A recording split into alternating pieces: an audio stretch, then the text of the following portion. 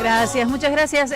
Cumple un año la ley Bases. No hay nada para festejar. Está claro, ¿no? Que no vamos a festejar absolutamente nada, pero nos vamos a meter en el detalle. De hecho, la semana pasada hablábamos con el tema de vialidad. Exacto. Y otras avanzadas del gobierno. Hablábamos de lo que le pusieron nafta a la motosierra, ¿no? Acompañando esa ley Bases, y después salían a quejarse, porque claro, nos perjudica absolutamente a todos lo que está sucediendo, ¿no? A quienes viajan por la ruta, a los gobernadores, etcétera, son víctimas de eso que acompañaron, que dejaron ser. Voy a saludar a Bruno Giormenti Moravec, es profesor de Ciencias Antropológicas, está maestrando en Sociología Económica, docente universitario, para hablar de un informe especial justamente a propósito de la Ley Bases de la Fundación para el Desarrollo Humano Integral. ¿Cómo estás, Bruno? Gracias por recibirnos. Buenas tardes, ¿cómo andan? Bien, bueno, un año de la Ley Bases. Si tuviéramos que hacer un paquete, ¿qué significó la Ley Bases? La Ley Bases significó uno de los 4 motores para el gobierno de Javier Milei. Nosotros fueron el DNU 70-2023, que impulsaron a los 10 días de haber asumido Javier Milei. Quizás recordarán aquella conferencia de prensa, casi una cadena nacional, en la cual presentan todo un paquete de reformas por DNU. A la semana presentan la Ley Bases, ese es el segundo motor, ¿no? DNU, Ley Bases, y después, por supuesto, está la política económica implementada a partir del 10 de diciembre del 2023, de la mano del Toto Caputo, y por último, lo que pensamos que es un dispositivo de persecución y disciplinamiento a la protesta social y la oposición política, que tuvo su primera expresión en el protocolo antipiquetes y después se fue desarrollando a lo largo de este año y medio. Nosotros nos concentramos en ver qué pasó con la Ley Bases. Una de esas 4 partes que pasó es muy importante. Vimos todo el desarrollo. Recordaremos que la Ley Bases, cuando la presentaron, tenía 665 artículos. Finalmente fue aprobada por 238, o sea, hubo muchísima reducción, hubo ahí algún paso de comedia en el trámite legislativo.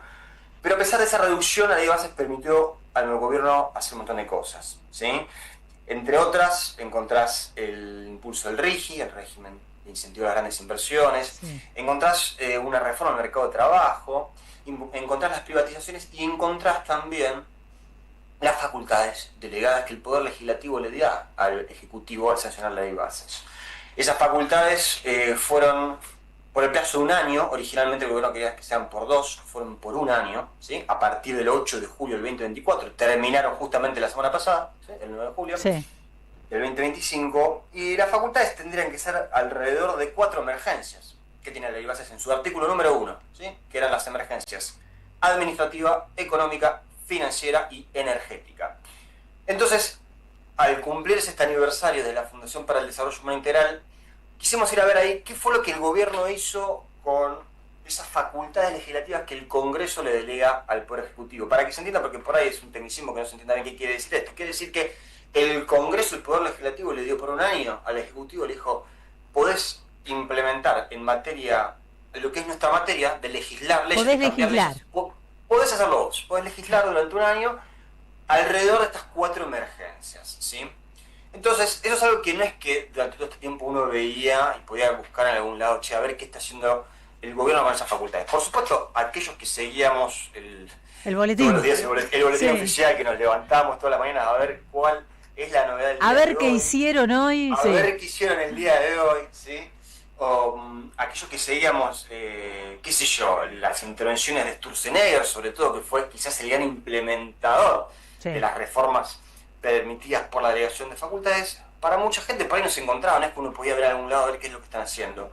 Entonces dijimos, bueno, vamos a reconstruir todo lo que el gobierno hizo amparado en esta delegación de facultades, y básicamente lo que encontramos fueron un total de 88 normativas. En su mayoría son decretos de facultades delegadas, pero hay algunas también, hay resoluciones, también, bueno, cuestiones más técnicas que por ahí no vale la pena tanto detenerse ahora, pero que implicaron, como para hacer un balance muy rápidamente, la mitad de esas normativas se refirieron a intervenciones, reformas o eliminaciones de organismos públicos, y la otra mitad se distribuyó entre avances con privatizaciones, desregulaciones y eliminaciones de fondos fiduciarios que financiaban un conjunto de políticas públicas.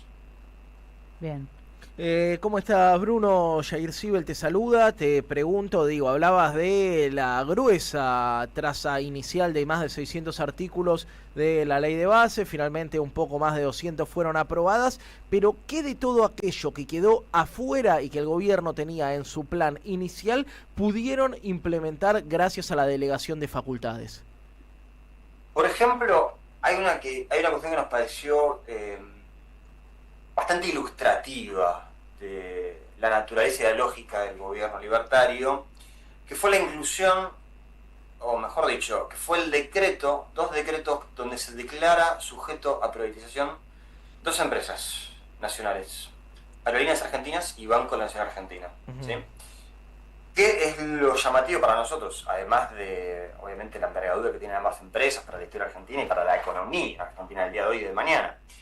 ¿Qué ambas empresas habían sido eliminadas del listado de empresas sujetos a privatizar, que tenía incluidas el primer proyecto de la ley de bases? Es decir, cuando presenta la ley de bases, en diciembre del 23, había 41 empresas a privatizarse. ¿Sí? Finalmente, en la versión final, son 7. 2 solamente que son sujetos a privatizar y 5 que son a privatizar o a concesionar. En ese listado no aparecía ni Aerolíneas Argentinas ni el Banco de la Nación. Si fueran en el tratamiento parlamentario fueron eliminadas esas dos empresas, producto de las negociaciones que tiene el Poder Ejecutivo con todos los bloques, ¿sí? Que representan no solo al conjunto de partidos políticos con representación parlamentaria, sino también a las provincias. ¿Sí? Es decir, el consenso democrático expresado en nuestro Parlamento dijo, estas empresas no. ¿Sí? Y el consenso democrático también dijo, pero también te vamos a dar facultades durante un año. Entonces el gobierno, fíjense que llamativo, el Congreso le ha dicho, che, esto no lo metas, y el gobierno, aún y así, decidió avanzar con decretos que permitían la privatización de ambas empresas. Por supuesto que en el caso de Banco Nación eso está pausado en la justicia por fallos presentados en la justicia, creo que es el Foro Contencioso Administrativo, y fue una cautelar que tiene lugar y aún está parado. No es el caso de Aerolíneas, donde el gobierno puede avanzar en cualquier momento con ello. Eso para nosotros es una muestra no solo de que el gobierno no es que desiste de sus intenciones y de sus planes originales, sino que además hace una interpretación bastante llamativa de todas las facultades, no solo por la amplitud temática que excede las 4 emergencias que el Congreso le dio, sino que además decide avanzar haciendo un abuso de esa delegación de facultades, porque, bueno, le parece que a pesar de que le dijeron que no, sí, aún así definen y es pertinente poder avanzar con la privatización de esas dos empresas. Eso para nosotros es un ejemplo muy ilustrativo de la lógica del gobierno y cómo se vincula con los otros poderes del Estado, ¿no? Estoy mirando el informe, bueno, obviamente es muy extenso. Igual está online, pueden entrar a la página de la Fundación, ahora les voy a pasar la dirección, es fundaciondhi.com.ar, se los recomiendo realmente.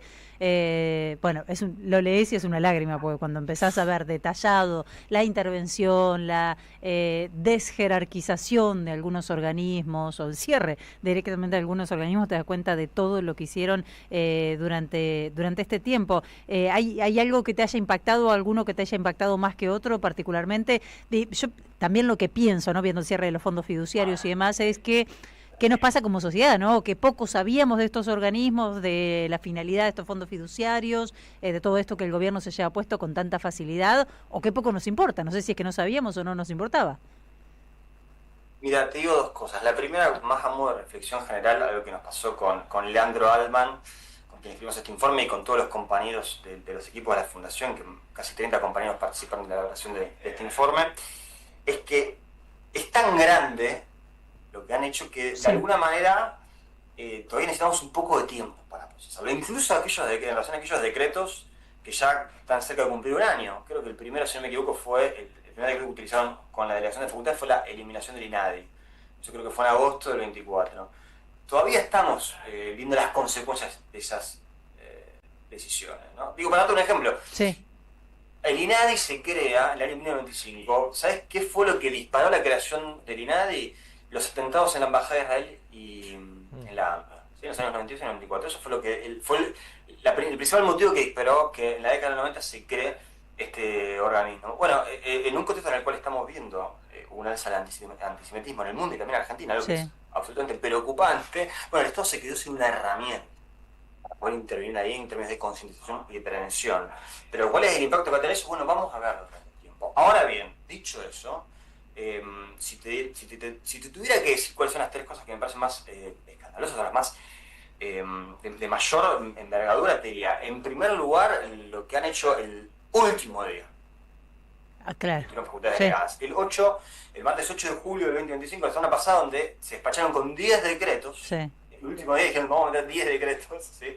Más del 10% total de los decretos que tuvieron un año fueron implementados ese día, que tenía, la eliminación de organismos históricos, como ustedes recién citaban, en el caso de la Dirección Nacional de Vialidad, que estaba pronto a cumplir 100 años. En 1932 se funda la Dirección Nacional de Vialidad, que eliminan la Agencia Nacional de Seguridad Vial. ¿Saben qué fue lo que disparó la creación de la Agencia Nacional de Seguridad Vial? La tragedia el accidente en el año 2006 del Colegio Ecos, donde mueren 10 chicos, maestra, director de escuela, que habían viajado al Chaco para hacer una jornada de solidaridad con una escuela allá. Terrible.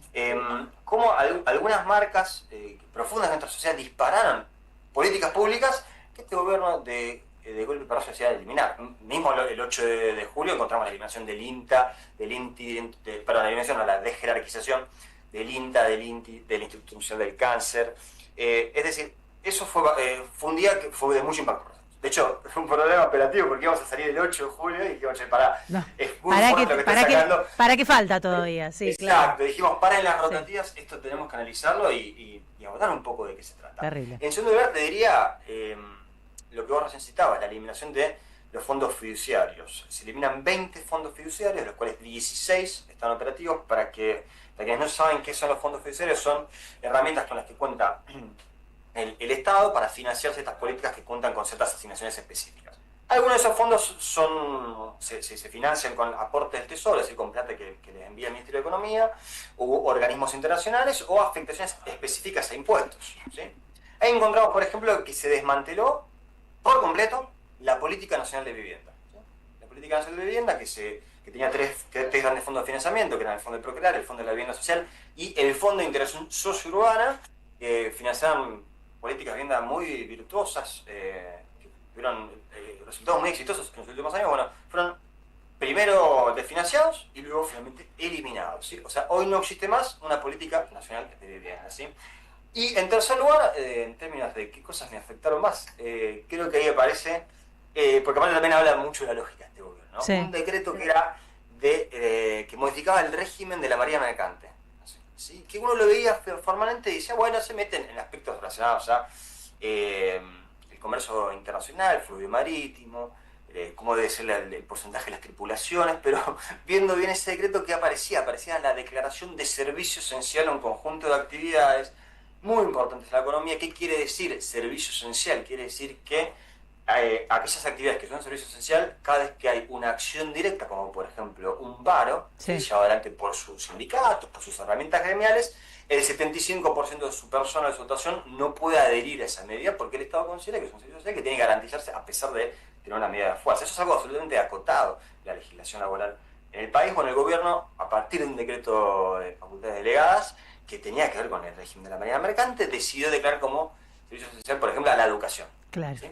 Y también implementaron que es servicio de importancia trascendental, creo que era la figura, que era lo mismo, pero en lugar del 75, el 50%, donde ahí entraba, qué sé yo, toda la industria, siderúrgica, producción de alimentos, farmacéutica. Bueno, ese decreto también está frenado por la justicia, o sea, a partir de una cautela presentada por la Confederación General del Trabajo, pero también eso habla un poco de la lógica con la que el gobierno hizo uso de estas facultades delegadas, que un poco a modo de balance a nosotros nos parece que constituyó un gravísimo error.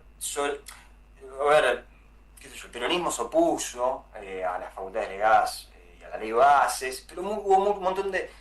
la izquierda también, pero hubo muchos bloques que acompañaron, que decidieron, se hablaba mucho, ¿se acuerdan? De darle las herramientas. Sí, la gobernabilidad, claro. La gobernabilidad, ¿no? Y muchos gobernadores que entraron en ese toma y daca, que le pidieron con mis senadores o mis diputados voto algo para poder obtener algo a cambio. Bueno, el balance que creo que tenemos que hacer es que esto fue sumamente perjudicial, que va a tener consecuencias a mediano y largo plazo, donde el Estado va a tener capacidades para intervenir en los problemas que le afectan a la gente, para intervenir y orientar el desarrollo nacional, y que, bueno, hay que sacar también un balance de cómo, para los 2 años que quedan donde el gobierno todavía dice que tiene mucha motosierra para llevar adelante, donde dicen que su defensa de Estado todavía está en curso, bueno, cuál va a ser la respuesta que vamos a dar tanto las fuerzas políticas como también las fuerzas sociales de este país, ¿no?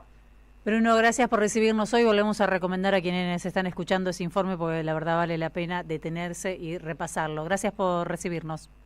Gracias a ustedes, felicitas a Yair y un saludo para toda la audiencia y a disposición para cuando quieran volver a conversar. Dale, muchas gracias, hasta luego. Estamos escuchando a Bruno Giormenti Moravec de la Fundación, insisto, para el Desarrollo Humano Integral. Les recomiendo ir a la página para verlo completo. Tan difícil abarcar todo lo que hicieron este año gracias a esas facultades delegadas, ¿no? Es difícil tomar noción. Es que te decía él que son 30 técnicos y todavía están esperando ver qué sucede en los próximos meses para terminar de mensurar el impacto que tuvieron todas estas decisiones. Bueno, lo de vialidad es grosero y es lo que tenemos más cerca en el tiempo. 13:53 minutos, estamos haciendo Buena Vita en 530.